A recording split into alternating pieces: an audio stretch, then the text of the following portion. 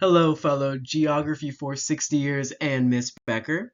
Today I'll be talking about my final project for this class and final report and presentation, which is finding suitability for the northern spotted owl. So my main spatial question that I sought to answer within my analysis, my spatial analysis, is in Oregon, based on historical wildfire point data, severe fire data, and frequent lightning strikes, what areas of known spotted owl habitat are at the most risk for a severe wildfire event that could destroy their specialist habitat? And in this presentation, we'll be going over my methodology, results, discussion, talk about how we analyzed each of these different layers and where I got them from, and overall how I answered this question and what the results were. So before we start with my methodology and my spatial analysis, I'm going to give you guys some background information on the spotted owl and a little bit of its history, some of its problems they're facing, and kind of why I chose to make this my special topic of interest. So in the wild, the spotted owls play an important role in their ecosystems of old growth by controlling populations of small mammals and rodents in the forest. Their hunting patterns help regulate the number of rodents that might otherwise overpopulate and damage vegetation on the forest floor, keeping a delicate balance in check. As a result, their predatory activities contribute to the overall health and balance of the forest environment, allowing for a range of biodiversity. Spotted owls are considered an umbrella species, which means that the preservation of their habitat indirectly benefits many other species that share the same environment, such as the Pacific tree frog. There is ecological importance as a result to protecting the spotted owl that can benefit a multitude of species, making the conservation of this one in particular and finding suitable habitat of more importance than some others, which is why conservation movements in the Pacific Northwest take great interest in their protections. As you can see in the photo to the right here, even I included a little protest photo from the 90s. Back in the 90s, there was lots of anti-logging protests and resulted in legislation that ended up protecting the spotted owl's habitat after they were made an endangered species. Kind of continuing on though with another factor besides logging which can affect them is the barred owl, and the barred owl is a significant threat to the spotted owl. Its scientific name is Strix varia. It has expanded its range across the Pacific Northwest over the past century and is invasive. Barred owls are larger and more aggressive than spotted owls, and they are better suited to a wider range of habitats, making them more of a generalist compared to the spotted owl.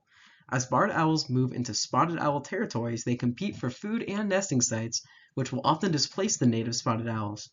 This competition between the two species has led to a decline in the spotted owl population as they are unable to compete effectively with the more aggressive barred owls. With wildfires drastically changing historical norms for areas that were traditionally spotted owl strongholds, the generalist barred owl has been seen having more successes than the spotted owl with adapting to this younger habitat sprouting up from the ashes. And in this presentation overall, I'm not going to be focusing as much on the barred owl and logging, but I will be focusing more on actually wildfire and how with climate change it's becoming more frequent and higher severity and how it's been affecting their habitat and where they are moving towards. All right, so we have three main types of point data that I got here downloaded and secured for this project. The first type of data that I have is point data and is lightning strike data. This lightning strike data is important because lightning strikes end up affecting the spotted owl nest in the canopy, causing canopy level fires. So looking at their frequency is very important. And another source of data that I extracted was from BLM, and that was the spotted owl nesting sites. This is very important in order to compare the spotted owl nesting trends over time, as well as comparing my suitability model with where the nests are. The next source of data that I got is and it was a massive data set, is from ODF, the Oregon Department of Forestry, and it is decades and decades and decades of point data for wildfires of all different types of severity. So kind of looking into my methodology here and how we got to where we ended up with the suitability model that we made for them. The first step, project all the layers, make them all the same. That 1983 Oregon State Wright-Lambert International Feat was a great compromise in order to make all the data look good and spatially great. Clip all layers to Oregon boundary, then from there examine where the vast majority of spotted owl nests are to locate a special polygon area of interest. Kind of what this is saying here is narrowing down the study area to one specific area, which is where the spotted owl nests are, kind of narrowing down the study area in general. I made a kernel density analysis estimation for the lightning points.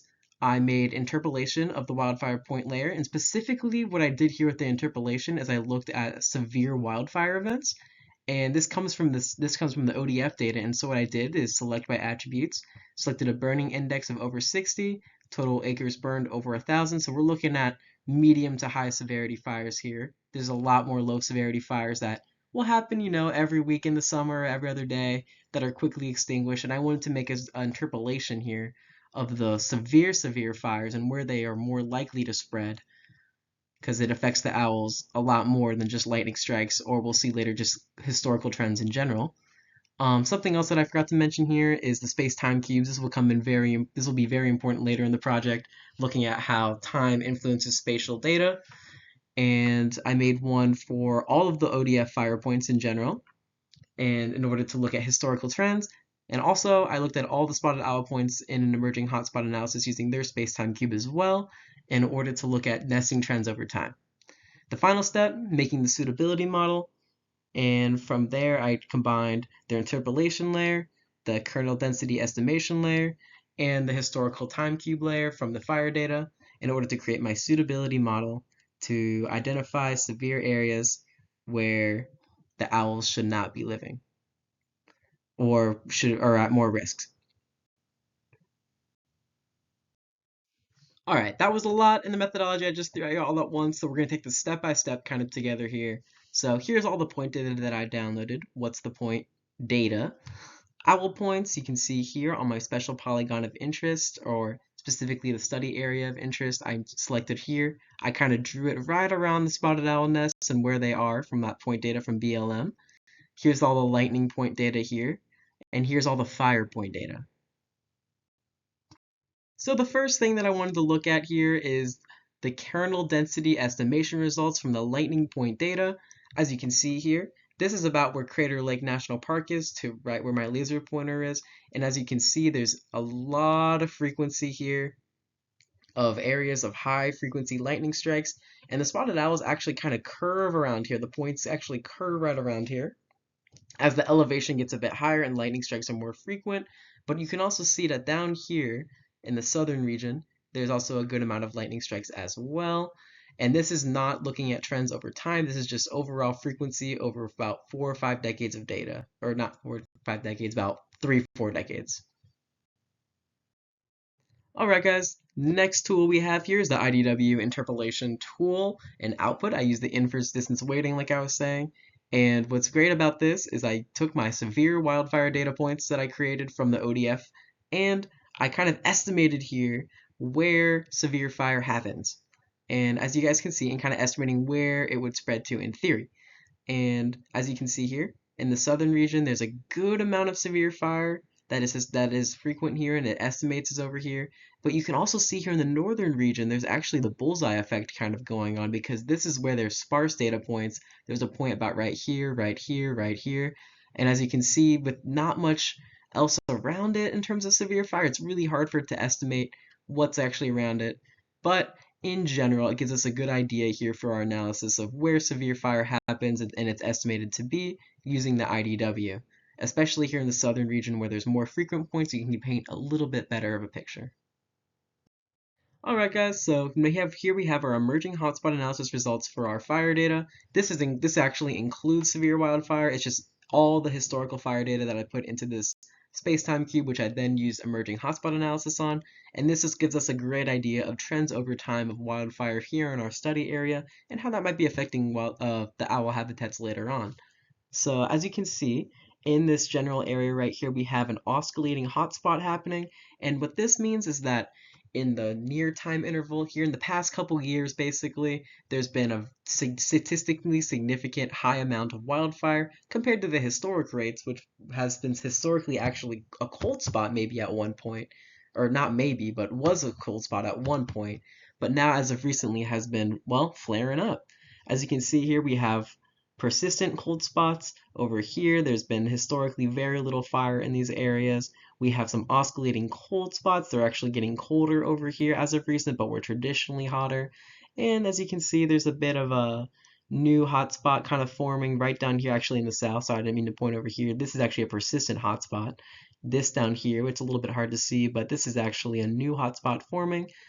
And as you can see, there's no pattern detected in these other areas, but the general thematic theme here is oscillating hotspots throughout.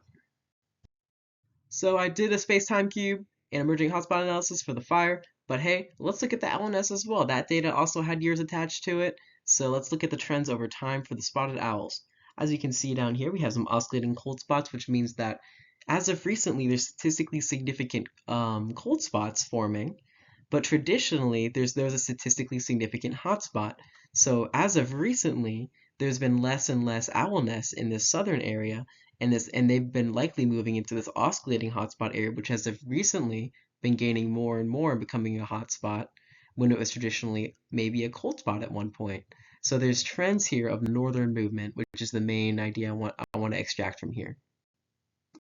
So after combining the severe wildfire interpolation layer, the lightning kernel density estimation, and the historical fire trend emerging hotspot analysis, we got a beautiful looking suitability model right here. And something I do want to add is I did, when weighting the suitability model, weight 2 times for the severe wildfire points, because in the severe wildfire interpolation, because of the damage that affects the spotted owl nest from severe wildfire. It takes a long time for the forest to regenerate in a way that is suitable for the spotted owl. So I wanted to reflect that here in this model. And as you can see, very happy owl with the results. And this is not a spotted owl, but this is my reaction when I saw the data. So getting a suitability model is great and all, but does it make sense? Is kind of the main thing when you're looking at statistics and you're trying to analyze your results. And luckily, when I've made a histogram here, looking at every single spotted owl point against my suitability raster, and looked at each score, each suitability score each nest had, and put it in this histogram, you can see here that the majority, oh, let me use the laser pointer, sorry. You can see here that the majority of owl nests is here in higher suitability areas compared to down here where there's less of them, which is great news because it actually means that my suitability model has some validity to it. Now, can I take this to a scientific publisher and publish it?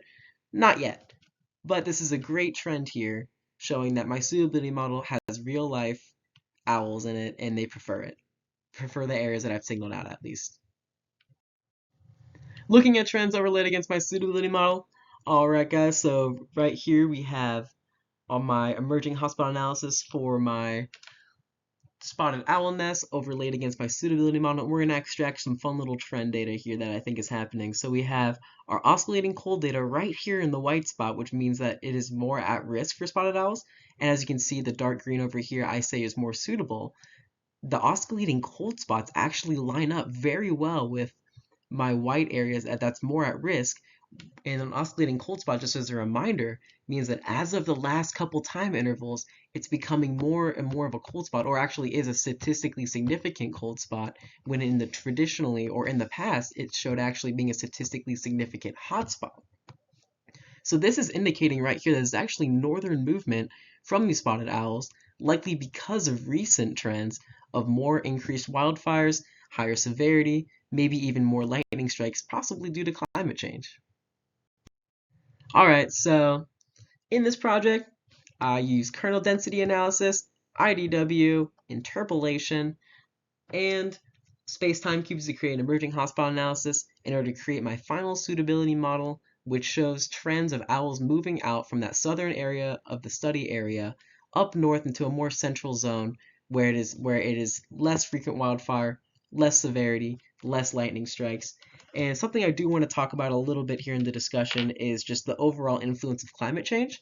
As we could see with a lot of the historical data that and the emerging hotspot data in general with trends, is that as of recently we're seeing this different type of movement that is a bit different than what was expected in the past, and this is likely because of climate change, increasing wildfire severity, increasing its frequency, and also giving us more and more storms, lightning strikes, severe weather in general. And it looks like that southern area of the study area, like I was saying, is becoming less and less suitable, and we're seeing more and more spotted owl nests start appearing more north in order to escape these effects. And these are all my sources. Thank you guys all for watching and taking some time to watch my presentation. There's a lot that's going on in this, so if you have any questions, feel free to reach out to me in the Canvas Messenger or something, and I'll be happy to answer. And have a great winter break, everyone.